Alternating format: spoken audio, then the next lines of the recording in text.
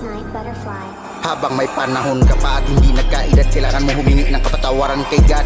Dahil hindi natin alam ang kamatayan natin kung kailan nakasaan. Hindi natin masisisi ang mga tao sa nangyari kung gumawa sila ng masama para magka-easy money. Dahilan sa kahirapan at kagipitan, dahil sa mga taong nakaupo na makapangyarihan, harap-harapan, pakapalan, gahaman sa kayamanan. Wala silang konsensya, basta magkaroon ng impluensya, manalo sa politika. Kahit pangalan lumalabas na masama sa social media, nagkakapira nga pero masyadong halata galing sa masama.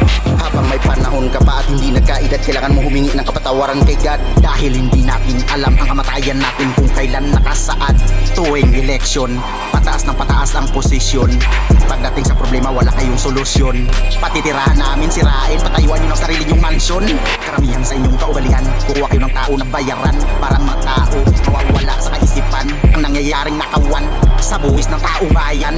Hindi ba kayo nakabahan? Ang kalupaan na paligiran ng karagatan, ang dagat maalat parang nakatimpla bago isinulat ni Ama sa Biblia. Ang mga nangyayari sa mundo nagkatotoo na.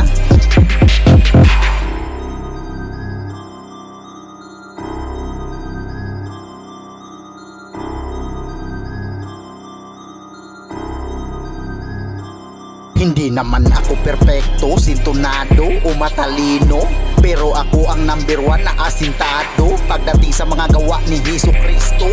Para kayo mabibingi mga demonyo. Habang may panahon ka pa at hindi nagkaedad, kailangan mo humingi ng kapatawaran kay God. Dahil hindi natin alam ang kamatayan natin kung kailan nakasaan. Hindi natin masisisi ang mga tao sa nangyari kung gumawa sila ng masama para magka-easy money.